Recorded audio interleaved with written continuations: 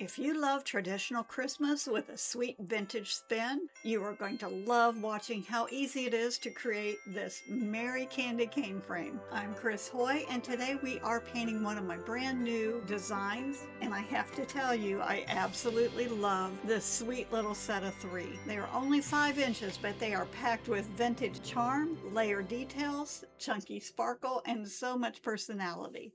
The surfaces are MDF. It's a great surface to paint on, covers easily. I'm using desert cactus, and this is the background of the plaque. And I'm starting in the middle, painting toward the edges. Now the frame's going to cover the very outer edges up, so you could even bump it out maybe a eighth of an inch from the edge and it will be covered up.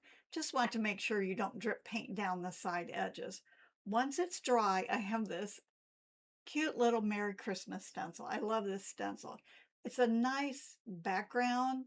It has such a festive design to it, but it's also very quiet, so it can be used almost like wallpaper, but it can also be used if you want to just put little words.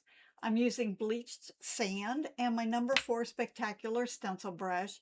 Loaded the paint on my brush and I offloaded it onto a paper towel just to remove the excess paint. And I just do a gentle, soft swirl.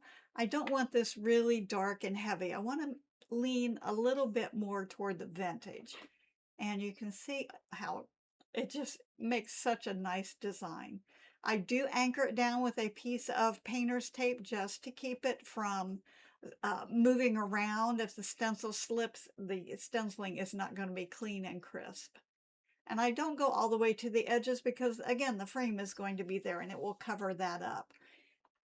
Make sure the stenciling is completely dry, and I'm taking soft or low grit sandpaper, going across it vertically and horizontally. It's going to even the paint up, tone it down, and just make it look a little not quite so vibrant, more in the background. I've wrapped a baby wipe around the tip of my finger, dipped it into burnt umber, and I'm doing a soft circular motion. Want to make sure that that burnt umber extends past the frame onto the lettering.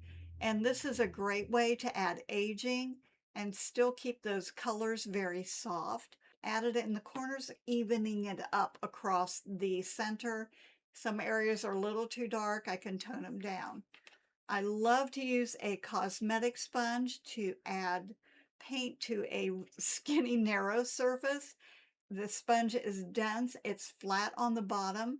So I'm tapping it into burnt umber and then just tapping it onto my palette to get it dispersed across the bottom of the sponge, and then gently tapping it onto the frame.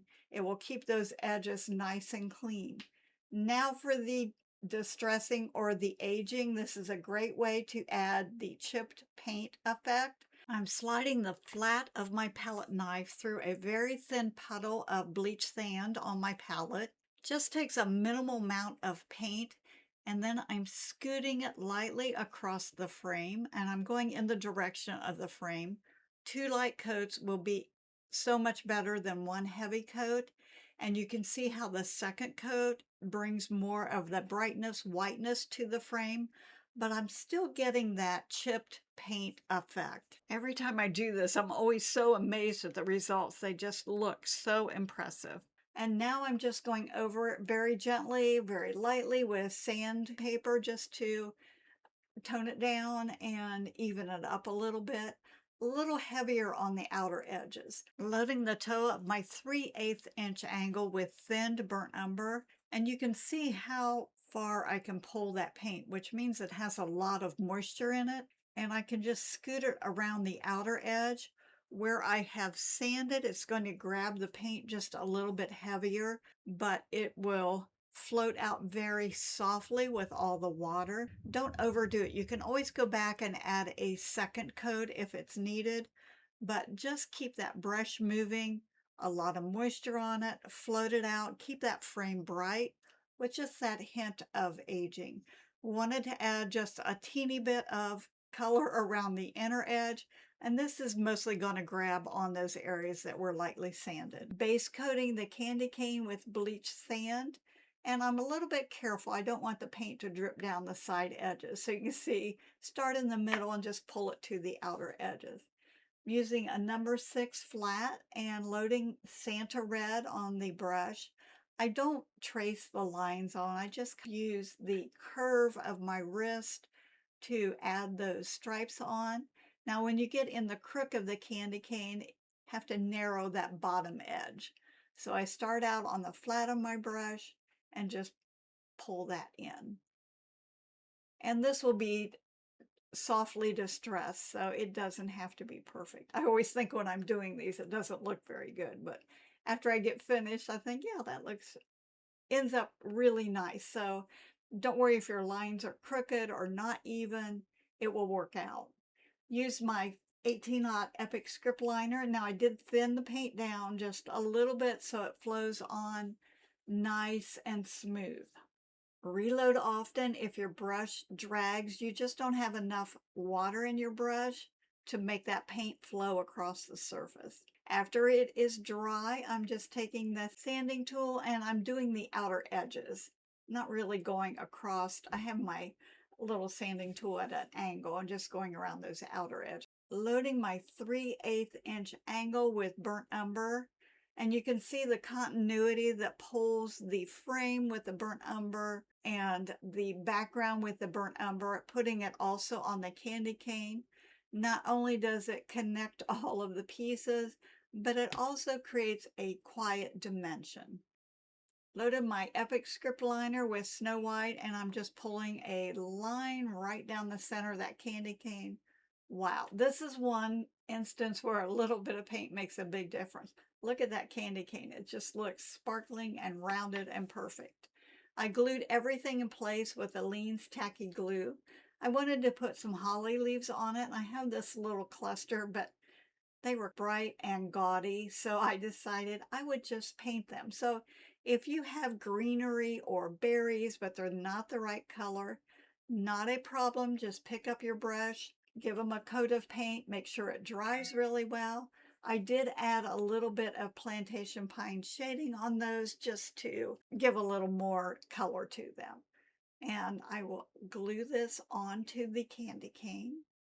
I have a little bow that I made out of, this is really thin jute. I think it's like a 1-ply.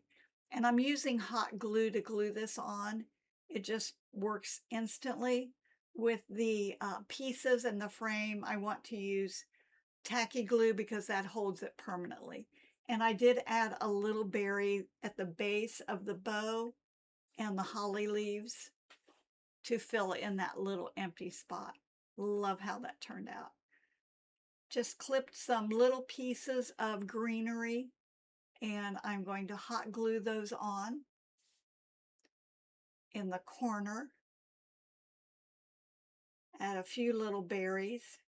And some of my berries had little white places. I got these at Dollar Tree and they're like styrofoam. And so I went back where the white areas were and just touched them up with a little bit of that Santa red. And I used a couple different kinds of greenery. Glue those berries on there. Now I loaded this is a number 5 Radical Round with just matte varnish. Any varnish will work. And I'm brushing it over the berries. I'm putting some on the greenery. I put some on the holly leaves. And once I get that covered, I'm using Diamond Dust glitter. And this is like super chunky glitter. It's not fine like Glamour Dust. And I'm just sprinkling this on heavily. Let it dry, tap it off. And the chunky glitter seems to have more of a vintage sparkle. So even though this has distressing and vintage with the sparkle, it's just absolutely gorgeous. That finishes Merry Little Candy Cane frame. I love how it turned out, and I hope you enjoyed seeing how a few simple tips, tricks, and layers make this so easy to create. The supplies and instructions for all 3 Merry Little Christmas frames are listed in the links below, so be sure to check them out if you would like to paint one or the whole set. Now I have to ask, which frame is your favorite? The candy cane, the gingerbread, or the Christmas tree? Let me know in the comments. I always love hearing what you think. Thank you so much for joining me today. Be sure to like, subscribe, share, and follow so you won't miss out on upcoming tutorials. I look forward to our next painting adventure together. And remember, a little bit of paint makes a big difference.